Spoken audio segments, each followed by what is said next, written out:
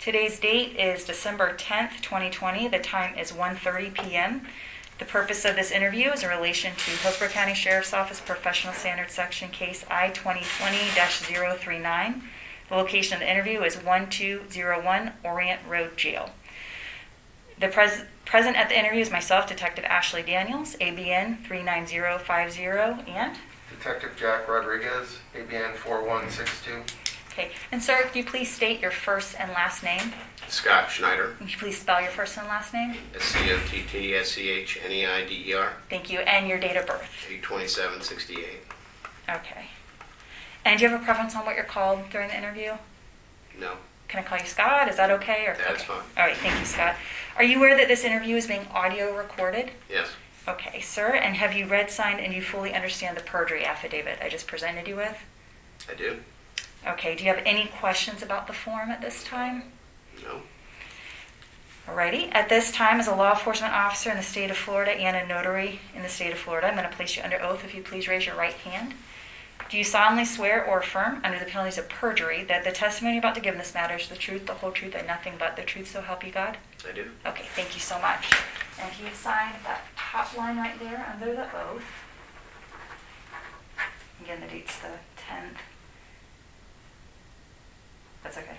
Just initial by where you cross out. And then if you could place the time as 1:31 p.m. by the date.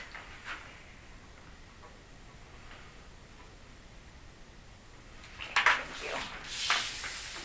Okay. Mr. Schneider, are you currently employed anywhere? Yeah. Okay, where do you work? Pods Enterprises. Okay. What do you do for them? Sales. All right. How long have you worked for them for? 7.5 years. Okay. All right. So as I explained before we got on the recording, we're here to talk to you about, not about an incident that occurred on December 1st, but a relationship that you have with a deputy that works for our agency, Deputy Sean Bush. Mm-hmm. Are you familiar with that individual? I am. Okay. How do you know Deputy Bush? He lives across the lake from me. Okay. And how long have you lived at that address? 5 years. 5? Mm-hmm. Okay. And what is that address? My address? Yes.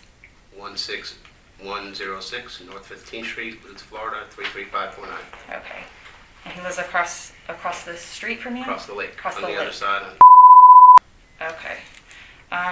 Has he lived there the whole time you've lived there? Yes. Okay. Have you known him for those 5 years?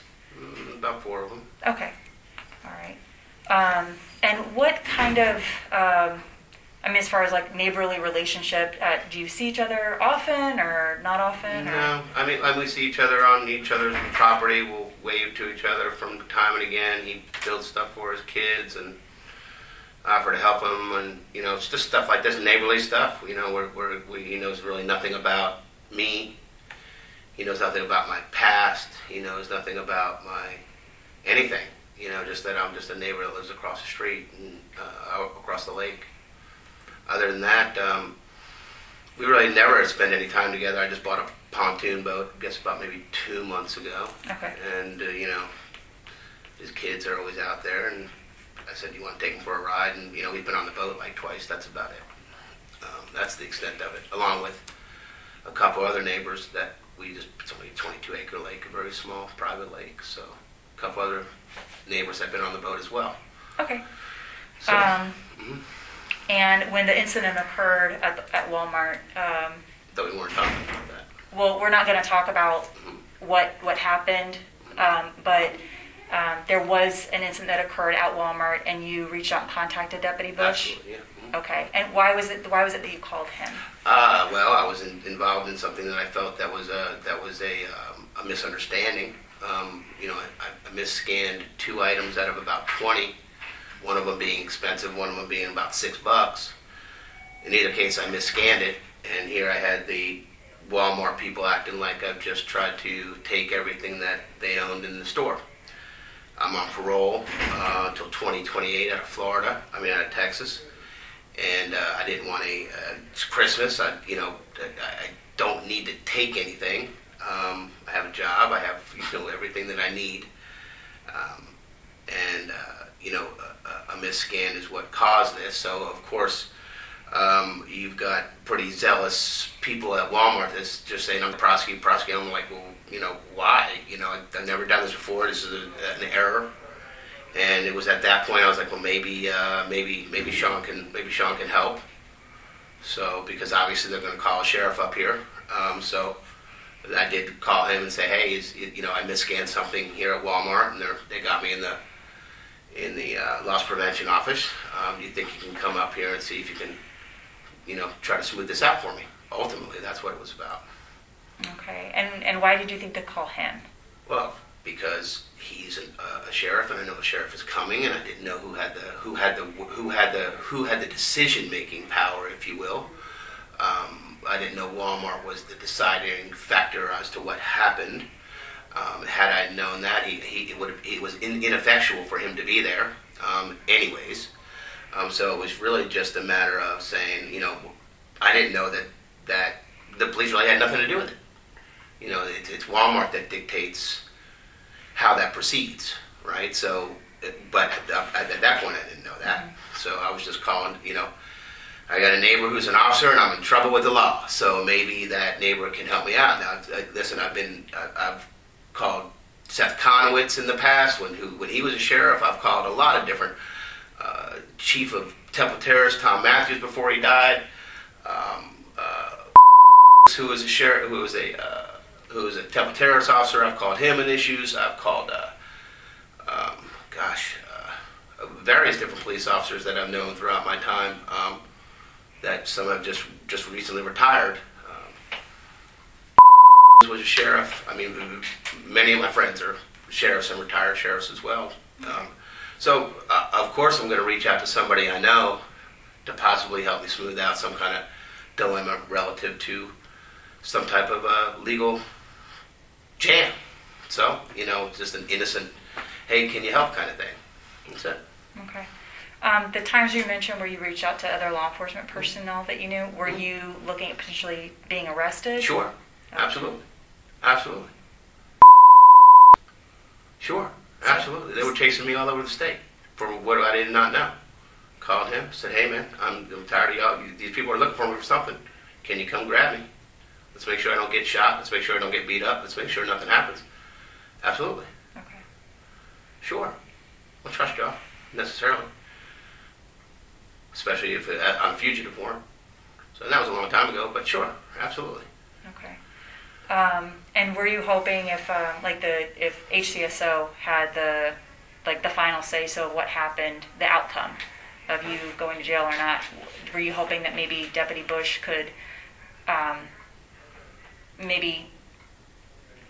I was hoping Deputy Bush could do whatever he could within the parameters of what he was permitted to do. Okay. Okay?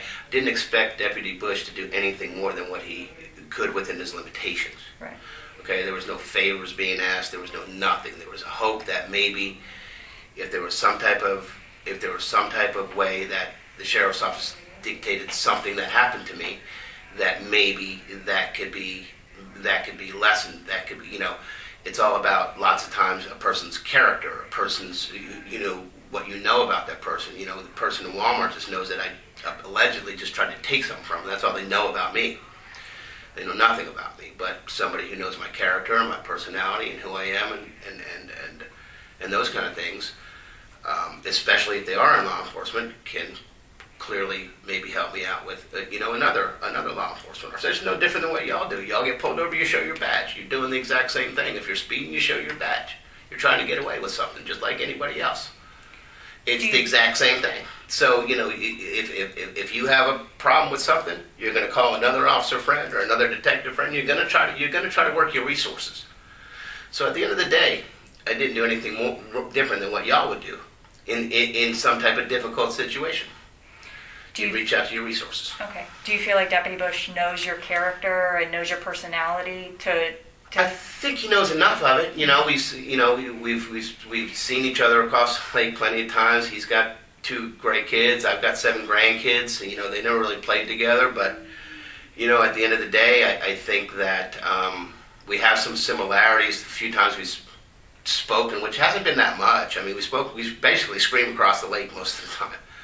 So I've only had the boat for 2 months, which allows me to have more than one person fishing on it at the one time. So it's a pontoon boat now. So, I mean, we've, basically hung out like 2 times since then. So, it's only been a couple of times that that we've talked, and, I've learned a little bit more about him, about his wife and stuff like that, just like he's learned about mine, But other than that, he was just, he's unaware. Obviously, I don't throw out my business to everybody, I know he's a police officer, so I'm not really, I don't know if, I'm not required to tell him I'm on parole or anything like that, and I'm not required to, he's not required to ask me, before we become friends or anything like that. So, at the end of the day, this was just me reaching out to somebody I knew who could, maybe smooth things over with an officer to where there maybe I wouldn't go, I could, there's an option this way, there's an option this way. Maybe that can be, that doesn't mean that either option's bad. Either option is a favor. It's just, hey, kind of know what's going on, kind of know the person more so than just a stranger. So, just working the resource just like you would, the other deputy here would, anybody would. Okay. So everything with your past had never come up with Deputy Bush? Okay. No. And why was it that you had his phone number? Just because occasionally they go out of town and their house is dark for days. Same thing for me, the same thing with my other neighbors. We have a lot of crime that goes around. The other thing is because of that, we know he's the local officer that lives on the lake. And it's good to have that number for if we have, people that we have some homeless that don't live too far away despite our nice neighborhood. But so yeah, just I'm pretty sure just about everybody on the lake has his number and his email address. To be honest with you. Okay. Yeah. Okay. I don't have any further questions. Is there anything that No, you'd like me to know? He definitely didn't do anything wrong. I don't think. I don't know what your policies and procedures are. He I appreciate the fact that he did try to come up and see what he could do, and ultimately there really wasn't anything. My parole situation kind of limited what kind of. I didn't even know there was options other than jail or no jail. Apparently there's this program or that program and different stuff like that I don't even know about. So, it was also about just being in no man's land. With first of all, it wasn't even supposed to happen. It wasn't even intentional and nothing else. And here I am, bam, caught in an office like this, being accused of something. So, with all the money in the world to pay for what the hell I'm being accused of, after scanning it. So. At the end of the day, that was just just reaching out to a resource that I thought could help. But as far as I know, all I did was say, I'll see if I can. I'll come up there and see what I can talk to. But that's about it. At the end of the day, I don't know if that's a interference, and I guess it's some kind of interference in some type of investigation. I suppose is what that's the only thing that could be. I don't know what the heck he could have done wrong, but. At the end of the day, there's no. He was unaware, as far as I know, of anything about me. I might have told him I got in trouble when I was a kid or something like that because he's a police officer. You know what I'm saying? That kind of thing. But other than that, no, nothing. But you never discussed details of any previous stuff. Okay. No. All right. Well, if that's it, I'm going in the interview. It's 1:43 p.m.